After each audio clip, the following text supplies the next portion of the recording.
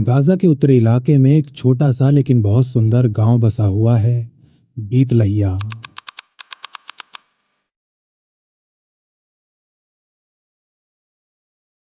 फिलिस्तीनियों की आबादी वाले इस गांव में ओसामा हमाद नामक एक आदमी भी अपनी पत्नी और बच्चों के साथ रह रहा है। आज की इस दोपहर उसके दरवाजे पर एक दस्तक होती है। हमाद दौड़कर दरवाजा खोलता है और अपने सामने खड़े आदमी का हाथ चूमने के बाद उसे गले लगा लेता है, जिसके बाद वो आदमी बिना कुछ बोले बिल्कुल चुपचाप घर के अंदर बने एक दूसरे कमरे में चला जाता है। थोड़ी देर बाद अपने हाथों में चाय लिए हमाद उस कमरे के अंदर जाता है और चाय को वहां पड़ी एक मेज पर रखने के बाद उस आदमी के हाथों में अपना सेलफोन पकड़ाते हुए कमरे से बाहर आ जाता है।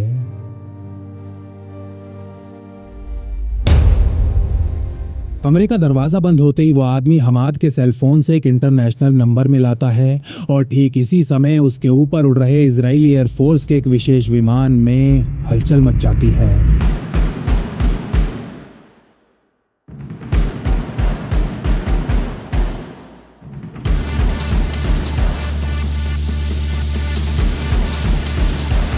इस प्लेन में लगा इलेक्ट्रॉनिक इक्विपमेंट इस आदमी की कॉल को इंटरसेप्ट कर मोसाद के दक्षिणी रीजनल हेडक्वार्टर्स में ट्रांसमिट करने लगता है। हेडक्वार्टर्स में बैठा मोसाद का एक वॉइस एक्सपर्ट अपने कानों पर हेडफोन्स लगाए इस आदमी की आवाज को बड़े ही ध्यान से सुनने लगता है और इस एक्सपर्ट के आसपास खड़े मोसाद के बाकी एजेंट्स उसे कुछ ऐसे घूरने लगते हैं जैसे शैरन स्टोन उनके बीच आकर बैठ गई हो।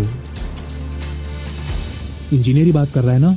आसपास खड़े एजेंट्स ये पूछते हैं तो वह एक्सपर्ट उनको उंगली दिखा उनसे चुप रहने को कहता है। कुछ और सेकंड्स बड़े ही ध्यान से उस आदमी की आवाज सुनता है और फिर थम्स अप का इशारा करते हुए बोलता है, ये इंजीनियर की आवाज है, मैं 100% श्योर हूँ। वॉइस एक्सपर्ट से कंफर्मेशन मिलते ही यहाँ बैठा एक एजेंट अपने रिमोट कंट्रोल पर लगा डेटोनेट का बटन दबा देता है। बटन दबते ही अपने कानों को धमाके के शोर से बचाने के लिए वॉइस एक्सपर्ट अपने हेडफोन्स नीचे उतार लेता है। यहाँ मौजूद बाकी एजेंट्स अपने नाखून चबाने लगते हैं लेकिन कोई धमाका नहीं होता।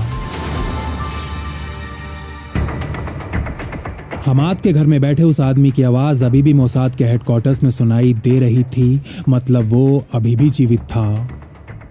मोसाद का एजेंट अपने रिमोट को हाथ से थपथपाने के बाद एक बार फिर डेटोनेट का बटन दबाता है लेकिन एक बार फिर कुछ नहीं होता। मोसाद के इस रीजनल हेडक्वार्टर में निराशा पसर जाती है। हर आदमी का चेहरा उतर जाता है। इनकी कई महीनों की मेहनत पर पानी जो फिर चुका था। हमाद के घर में बैठ उसके सेलफोन पर बात कर रहे इस आदमी का नाम था यहया अय्याश। हमाद का बचपन का दोस्त और इजराइल का कट्टर दुश्मन, एक आतंकी सरगना जो ना जाने अब तक कितने इजरायली फौजियों और सिविलियंस को ऊपर भेजने के लिए सीधा जिम्मेदार था। द इंजीनियर के नाम से कुख्यात हमास का एक प्रमुख सदस्य जिसका बॉम्ब बनाने में दूर दूर तक कोई सानी नहीं था। उस इंजीनियर के फोन में मोसाद ने कुछ दिन पहले 50 ग्राम का एक छोटा सा बॉम्ब प्लांट किया था, बॉम्ब जो आज फेल हो चुका था और अब मोसाद ये सोचने पर मजबूर थी कि ऐसा मौका उसको दोबारा कभी मिल पाएगा या नहीं।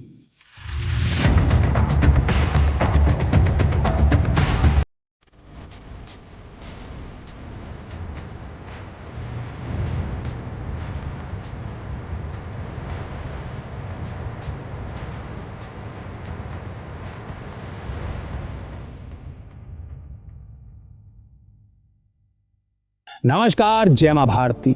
साल था 1992। पूरे 15 वर्ष इंतजार करने के बाद इत्साक रबीन दूसरी बार इजराइल के प्रधानमंत्री बने थे और वो जानते थे कि आज की दुनिया 70 के दशक के मुकाबले काफी ज्यादा बदल चुकी है। उनको लग रहा था कि आज की इस बदलती हुई दुनिया में पीएलओ और यासिर अराफात के साथ डील करने के लिए भी उन्हें नए तरीकों का इस्तेमाल करना होगा और शायद इसीलिए 13 सितंबर 1993 के दिन बिल क्लिंटन की अगुवाई में इत्साक रबीन और यासिर अराफात ऐतिहासिक ओस्लो समझौते के ऊपर अपने अपने हस्ताक्षर कर देते हैं।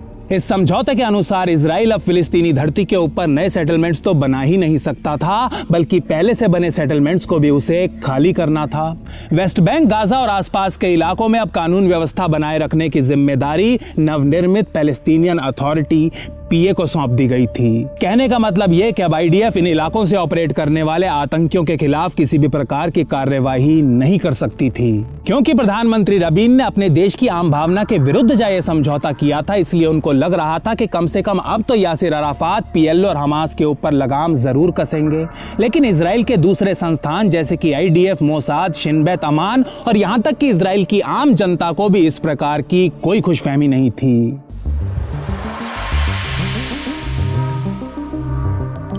प्रधानमंत्री रबीन को यह लग रहा था कि ओस्लो समझौते और पीए के निर्माण के बाद इजराइल और फिलिस्तीन के बीच संबंध सामान्य होने लगेंगे, लेकिन इजरायली जनता में एक बहुत बड़ा वर्ग इसका ठीक उल्टा सोच रहा था। इस वर्ग का यह मानना था कि शांति प्रक्रिया शुरू करने और अपने अधिकार वाले क्षेत्र अराफात को देने से इजरायली धरती पर होने वाले हमलों में कमी नहीं बल्कि तेजी आएगी।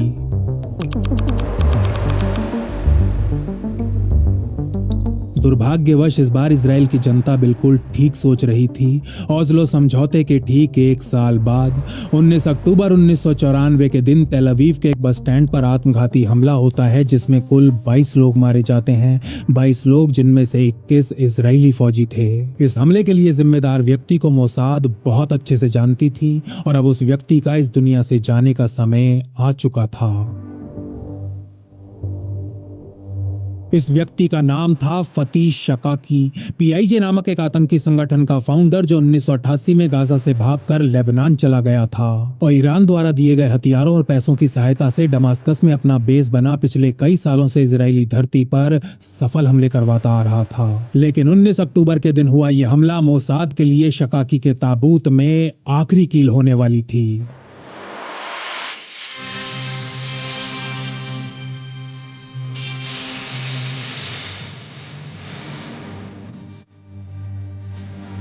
बस स्टैंड पर हुए इस हमले के 4 दिन बाद शकाकी टाइम मैगजीन की कॉरेस्पॉन्डेंट लारा मरलोए को एक इंटरव्यू देता है। इस इंटरव्यू में शकाकी हमले की जिम्मेदारी तो नहीं लेता, लेकिन अपने चेहरे पर एक शैतानी मुस्कुराहट लिए इसकी प्लानिंग के बारे में पूरे विस्तार से बताता है।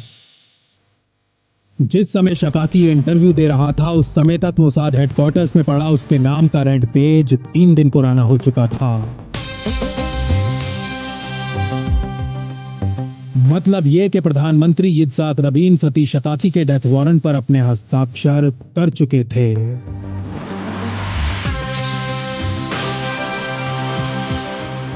अपने प्रधानमंत्री से ग्रीन सिग्नल मिलते ही शकाकी को खत्म करने के लिए मोसाद एक कोवर्ट मिशन लॉन्च करती है जिसे नाम दिया जाता है ऑपरेशन गोल्डन बी हाइव।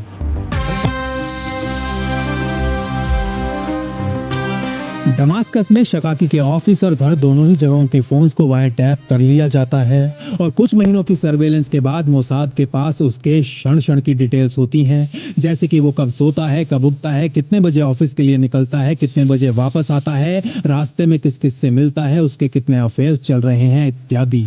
अब मोसाद को उसकी हर गतिविधि के बारे में पता तो था, लेकिन समस्या ये थी कि शकाकी दमास्कस में रह रहा था और इस समय इजराइल सीरिया की धरती पर किसी भी प्रकार का कोवर्ट ऑपरेशन नहीं करना चाहता था।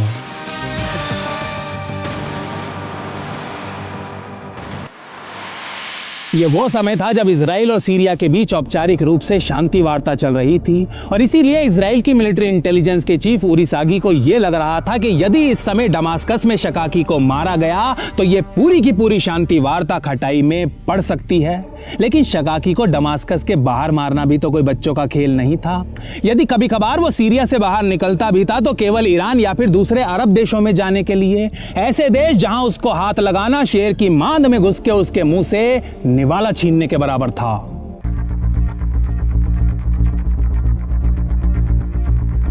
पिछले 6 महीनों से मोसाद की कायसारा यूनिट ऐसा समय और जगह पिन पॉइंट करने का प्रयास कर रही थी जब शकाकी को मारा जा सके। लेकिन इसी दौरान 9 अप्रैल 1995 के दिन गाजा में एक बस के पास खड़ी कार में बहुत जोर का धमाका हो जाता है। इस हमले में कुल 8 लोग मारे जाते हैं, जिनमें 7 इजरायली फौजी और एक 20 साल की छात्रा शामिल थे।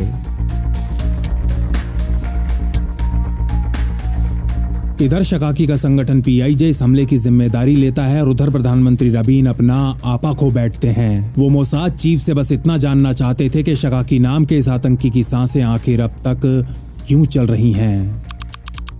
एक महीने बाद मोसाद प्रधानमंत्री रबीन के सामने एक इंटेलिजेंस रिपोर्ट प्रस्तुत करती है, जिसके अनुसार लीबिया के तानाशाह मुअम्मर गद्दाफी के शकाकी के साथ काफी घनिष्ठ संबंध थे। गद्दाफी ने शकाकी को एक लीबियन पासपोर्ट दिया हुआ था, जिसका इस्तेमाल कर वो नियमित रूप से लीबिया जा गद्दाफी से मिला करता था। मोसाद की इस रिपोर्ट के अनुसार शकाकी पहले दमास्कस से फ्लाइट ले माल्टा के रास्ते ट्यूनीशिया जाता था, जहां उसके लिए एक BMW या फिर जैगुआर गाड़ी किराए पर ली जाती थी और फिर वो इस गाड़ी में बैठ 480 मील का सफर तय कर सड़क के रास्ते ट्रिपोली पहुंच जाया करता था।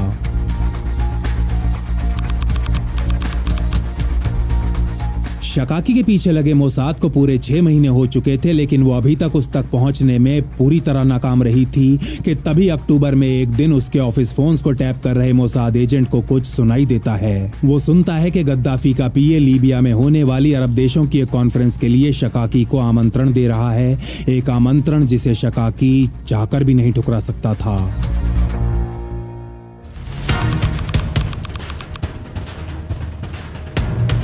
22 अक्टूबर के दिन मोसाद की हिट यूनिट का हेड एजेंट जेरी अपनी टीम के साथ माल्टा में लैंड करता है और एयरपोर्ट पर आने वाले पैसेंजर्स को मॉनिटर करने में लग जाता है। 3 फ्लाइट्स लैंड होने के बाद एजेंट जेरी अपने रेडियो से मोसाद हेडक्वार्टर के लिए एक मैसेज भेजता है। यहाँ साइड में कोई बैठा हुआ है, मैं चेक करने जा रहा हूँ। तेल अवीव स्थित मोसाद हेडक्वार्टर में टेंशन बढ़ने लगती है और ठीक 1 मिनट बाद एक बार फिर से रेडियो पर एजेंट जेरी की आवाज सुनाई देती है। I think we have got an ID. उसने विग लगाया हुआ है, लेकिन मुझे पूरा विश्वास है कि वो हमारा टारगेट ही है।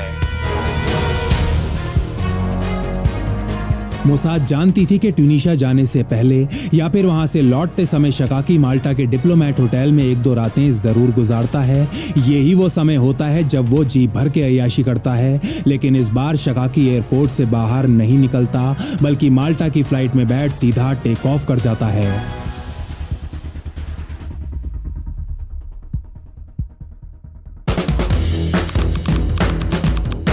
26 अक्टूबर की सुबह ट्यूनीशिया से वापस लौट रहा शकाकी एक बार फिर माल्टा एयरपोर्ट पर लैंड करता है, जहां मोसाद के लुकआउट एजेंट्स उसे स्पॉट कर लेते हैं।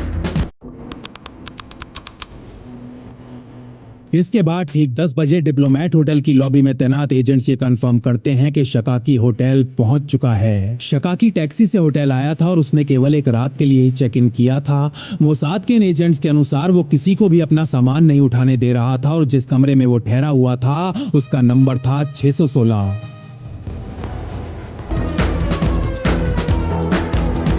चेक इन करने के लगभग 1.5 घंटे बाद होटल से बाहर निकल शकाकी माल्टा की गलियों में घूमने लगता है और थोड़ी देर तक मौसम का मजा लेने के बाद मार्क्स एंड स्पेंसर के एक स्टोर में घुस जाता है। अब स्टोर के अंदर शकाकी अपने लिए शर्ट्स देख रहा था और कुछ फीट की दूरी से मोसाद का एक एजेंट उसके ऊपर नजरें बनाए हुए था। 4 शर्ट्स खरीदने के बाद जैसे ही शकाकी स्टोर से बाहर निकलता है, गली के दूसरी तरफ खड़ा एजेंट जेरी रेडियो पर कहता है, हनी बन, एक कोड वर्ड जिसका मतलब था एक्शन शुरू कर दिया जाए। स्टोर से शॉपिंग कर बाहर निकला शकाकी अपनी ही दुनिया में खोया हुआ आगे की तरफ बढ़ता जा रहा था। ठीक 1:15 पर सामने से आ रही यामा मोटरसाइकिल को देख भी उसे कुछ अटपटा नहीं लगता और वो अपनी ही धुन में खोया हुआ आगे की तरफ चलता रहता है।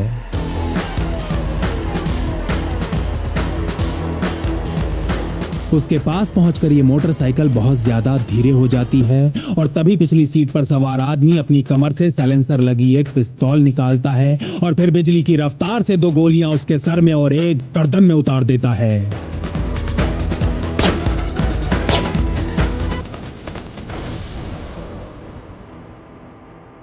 काम पूरा होते ही ये मोटरसाइकिल फुल स्पीड में यहां से निकल जाती है और मोसाद के बाकी एजेंट्स भी किराए की 2 गाड़ियों में सवार हो पास ही स्थित एक बीच के लिए निकल पड़ते हैं, जहां सादे कपड़ों में तैनात 3 इजरायली कमांडोज एक स्पीड बोट के साथ पहले से ही इनका इंतजार कर रहे थे। इस स्पीड बोट में बैठ मोसाद की हिट टीम समुंदर में उतर जाती है और कुछ किलोमीटर दूर जाने के बाद इजरायली नेवी की एक मिसाइल बोट में सवार हो तेल अवीव की तरफ बढ़ना शुरू कर देती है।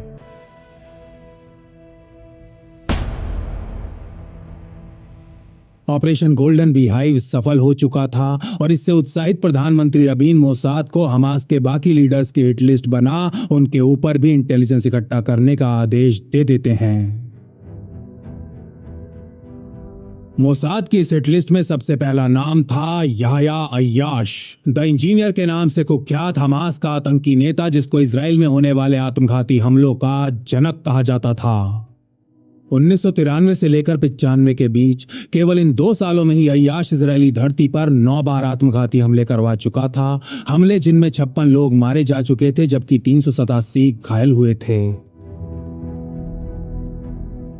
अपने ही देशवासियों की लाशें बार बार देख इजरायली जनता का रोष बढ़ता जा रहा था और इसी के चलते प्रधानमंत्री रबीन याह्या अय्याश के रेड पेज पर भी साइन कर देते हैं। लेकिन अय्याश को टारगेट करना शकाकी के मुकाबले कहीं ज्यादा मुश्किल होने वाला था। अय्याश गाजा और वेस्ट बैंक के इलाकों से छिपकर ऑपरेट कर रहा था, ऐसे इलाके जो ओस्लो समझौते के अनुसार अब पीए के अधिकार क्षेत्र में आते थे। ओस्लो समझौते की अगली स्टेजेस पर अभी भी बातचीत चल रही थी और ऐसे में फिलिस्तीन के अधिकार क्षेत्र वाले इलाके में एक ब्लैक ऑपरेशन को अंजाम देना पूरी वार्ता के ऊपर पानी फेर सकता था। इस्हाक रबीन बार बार यासिर अराफात से याह्या अय्याश और उसके आदमियों को गिरफ्तार कर इजराइल में होने वाले आत्मघाती हमलों पर अंकुश लगाने का आग्रह कर रहे थे, लेकिन अराफात के कानों पर जूं तक नहीं रेंग रही थी। अराफात तो उल्टा इन हमलों के पीछे खुद मोसाद का हाथ होने की बात कर नित नई कॉन्स्पिरेसी थ्योरीज बना डालते थे। जब इजराइल को पूरा विश्वास हो जाता है कि अराफात इन आतंकियों पर अंकुश लगाने के लिए कुछ नहीं करने वाले, तब इसराइल हसन नामक एक इंटेलिजेंस ऑफिसर को मोसाद की सेंट्रल कमांड का हेड बना दिया जाता है। याह्या अय्याश जिन इलाकों से ऑपरेट कर रहा था वो इसी कमांड के अंडर आते थे।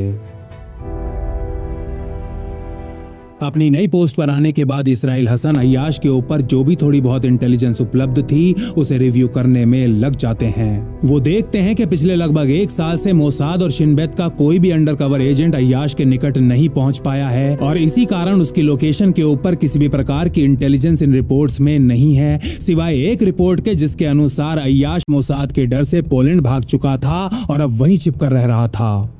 लेकिन हसन इस रिपोर्ट को सिरे से खारिज कर देते हैं। वो पोलैंड में कैसे हो सकता है? अपने एजेंट्स की तरफ इस रिपोर्ट को लहराते हुए हसन आगे कहते हैं, जब यहां होने वाले हमलों में हमें उसके फिंगरप्रिंट्स और एमओ साफ साफ दिखाई पड़ रहे हैं तो वो पोलैंड में कैसे हो सकता है?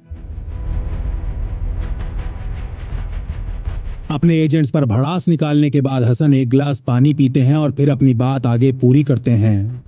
अगर अय्याश को खत्म करना है तो हमें एक नए सिरे और नई सोच के साथ काम करना होगा, पुराने तरीकों से काम नहीं होने वाला।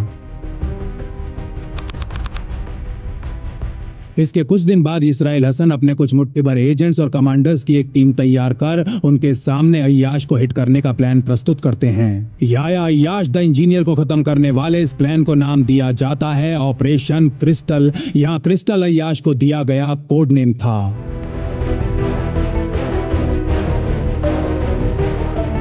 इस प्लान के तहत मोसाद लोकल फिलिस्तीनियों को भर्ती कर उनसे हर संभव सहायता लेना शुरू कर देती है। इसके अलावा इजरायली जेलों में बंद हमास के आतंकियों और कार्यकर्ताओं की एक नए सिरे से इंटेरोगेशन भी शुरू कर दी जाती है। इन लोगों के अलग अलग ग्रुप बना इन्हें सेल्स में बंद कर दिया जाता है और इन्हीं सेल्स में कैदियों का भेष धारण किए हुए मोसाद एजेंट्स भी प्लांट कर दिए जाते हैं।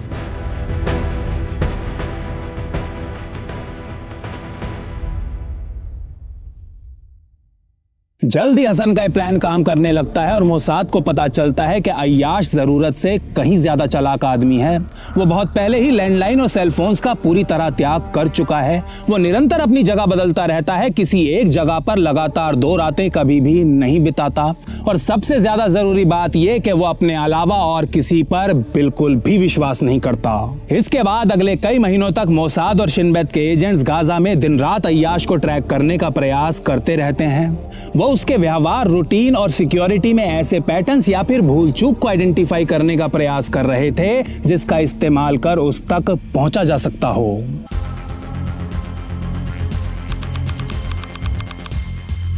अगस्त का अंत होते होते अय्याश की एक ऐसी भूल आखिरकार मोसाद की नजरों में आ ही जाती है।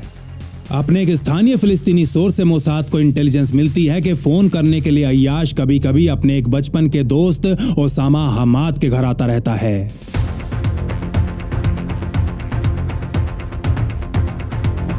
ओसामा हमाद नामक ये व्यक्ति अपने परिवार के साथ उत्तरी गाजा में बसे बीत लहिया नामक एक गांव में रहता था और हमाद के व्यक्तिगत सेलफोन का प्रयोग कर अय्याश ईरान और लेबनान में कुछ फौजी अफसरों और अपने साथियों को फोन किया करता था। ये इंटेलिजेंस तो स्वर्णिम थी, लेकिन अब समस्या ये थी कि एक रिहायशी इलाके में अय्याश को टारगेट कैसे किया जाए। इसी समस्या के ऊपर एक प्लान बना हसन मोसाद और शिन बेत के चीफ्स के सामने प्रस्तुत कर देते हैं।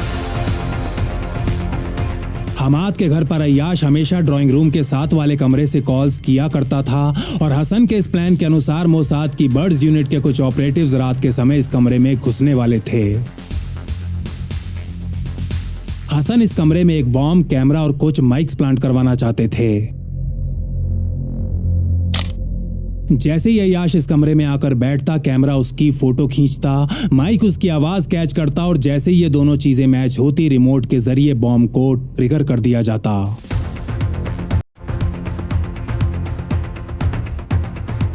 मोसाद चीफ ये जानते थे कि ये प्लान फूल प्रूफ है और इसमें अय्याश के बचने का कोई चांस नहीं है, लेकिन वो ये भी जानते थे कि हमाद के घर में उसके बच्चे भी रहते हैं और इस प्लान के तहत उनकी सुरक्षा को सुनिश्चित करने का कोई तरीका नहीं था।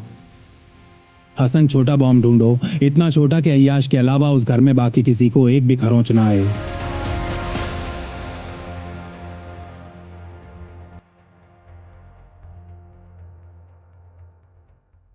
अब हसन को एक इतने छोटे बॉम्ब की तलाश थी जो फटने पर केवल अय्याश को न्यूट्रलाइज करे, घर में मौजूद दूसरे लोगों को कोई हानि न पहुंचाए। और ऐसा केवल एक ही स्थिति में संभव था, जब किसी तरह अय्याश खुद इस बॉम्ब को अपने सर के पास ले आए। अभी हसन अपनी समस्या का हल ढूंढने में लगे ही हुए थे कि तभी मोसाद को हमाद और एक इजरायली बिल्डर के रिश्तों के बारे में पता चलता है। कमाल हमाद नामक ये बिल्डर ओसामा हमाद का चाचा था और अपने काम की वजह से इजरायली अधिकारियों के संपर्क में बना रहता था। ये जानकारी मिलते ही मोसाद कमाल को अपने लिए काम करने को मना लेती है। असल में पिछले कई सालों से कमाल हमाद अपने परिवार समेत अमेरिका में सेटल होना चाहता था, लेकिन उसका वीजा नहीं लग पा रहा था। मोसाद उसे आश्वासन देती है कि यदि वो उनके लिए काम करने को तैयार हो जाता है तो वीजा क्या, वो उसे और उसके परिवार को सीधा ग्रीन कार्ड ही दिलवा देंगे। इसके बाद मोसाद कमाल को एक नया मोटोरोला अल्फा फोन देती है जो उसे अपने भतीजे ओसामा को गिफ्ट करना था। मोसाद कमाल से कहती है कि इस सेल फोन के अंदर एक ट्रांसमीटर लगा हुआ है और जब अय्याश इससे कॉल्स करेगा तो वो इस ट्रांसमीटर की सहायता से उसकी सारी बातें सुन पाएंगे। मोसाद के हैंडलर्स कमाल से झूठ बोल रहे थे। इस सेलफोन में ट्रांसमीटर नहीं बल्कि 50 ग्राम का एक छोटा सा बॉम्ब प्लांट किया गया था, जिसको रिमोट द्वारा कभी भी ट्रिगर किया जा सकता था।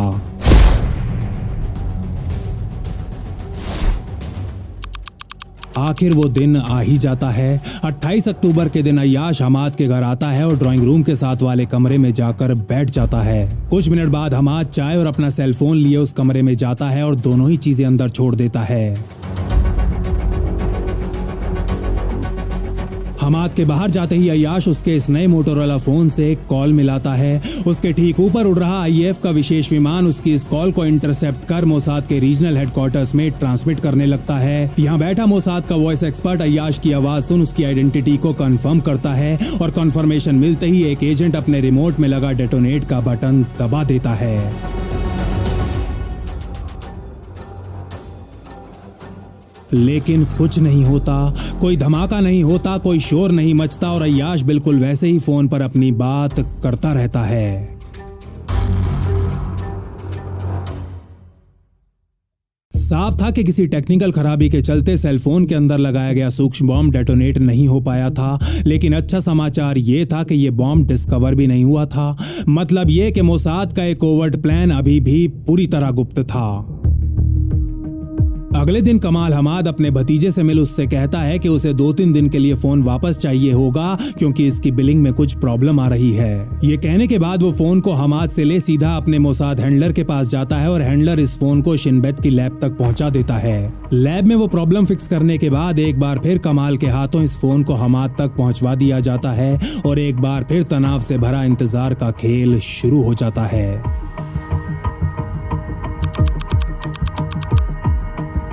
इधर अय्याश को ऊपर भेजने की सारी तैयारियां पूरी हो चुकी थीं और उधर 4 नवंबर के दिन तेल अवीव के इजराइल स्क्वायर में एक विशाल रैली निकाली जा रही थी। ओस्लो शांति समझौते के बाद से ही इजराइल का राइट विंग लगातार प्रधानमंत्री रबीन को टारगेट करता आ रहा था, इसीलिए अब लेफ्ट विंग ने उनके समर्थन में इस रैली का आयोजन किया था और खुद प्रधानमंत्री रबीन भी इस रैली में भाषण देने वाले थे।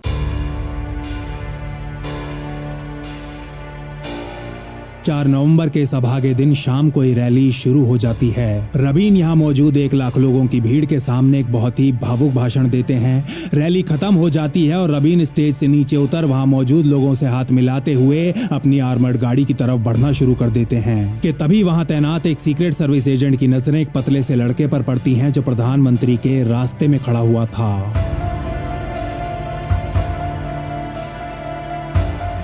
लेकिन इससे पहले कि कोई उसे रोक पाता, यिगल अमीर नाम का लॉ स्टूडेंट रबीन की तरफ बढ़ता है और उनके ऊपर पिस्तौल तानते हुए एक के बाद एक 3 राउंड्स फायर कर डालता है।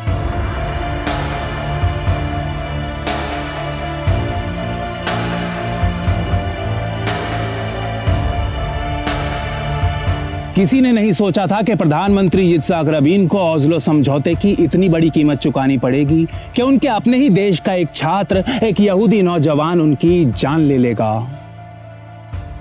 खैर, yitzhak रबीन तो अब इस दुनिया में नहीं थे, लेकिन अय्याश अभी भी जिंदा था। शिमोन पेरेस इजराइल के अगले प्रधानमंत्री बनते हैं और शपथ लेते ही सबसे पहले अय्याश द इंजीनियर के खिलाफ एक नए रेड पेज के ऊपर अपने साइन कर देते हैं।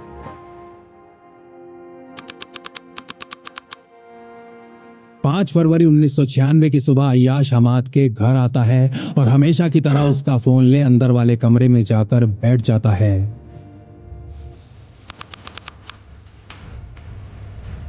ठीक 9 बजे हमाद के इस मोटोरोला अल्फा फोन पर अय्याश के पिता अब्दुल लतीफ की कॉल आती है। अपने पिता का फोन उठा अय्याश उनसे बातें करने में लग जाता है और उधर रीजनल हेडक्वार्टर्स में बैठा मोसाद का वॉइस एक्सपर्ट उसकी आवाज सुनने में।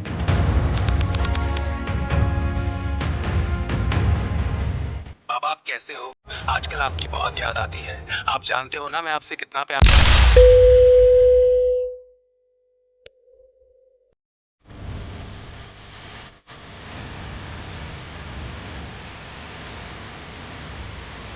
इस बार कोई गड़बड़ नहीं होती।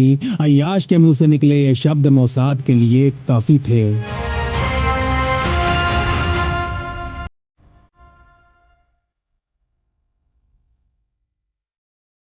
इस घटना के अगले दिन अय्याश के पिता एक अखबार को इंटरव्यू देते हुए कहते हैं, उसने भी बात करनी शुरू ही की थी कि अचानक उसकी लाइन कट गई। मुझे लगा रिसेप्शन की प्रॉब्लम है, इसलिए मैंने दोबारा उसका नंबर मिलाया, लेकिन वो नहीं मिला। दोपहर को मुझे बताया गया कि मेरा बेटा मारा जा चुका है।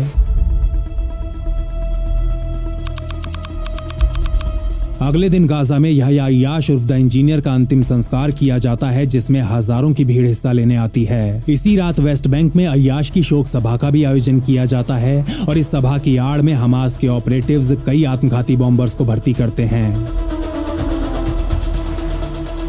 यह मौजूद मीडिया को दिए गए अपने बयान में हमास का प्रवक्ता कहता है, मैं इन यहूदियों को बताना चाहता हूं कि नरक के दरवाजे खुल चुके हैं। अब इनके ऊपर आसमान से आग बरसेगी, आग आग।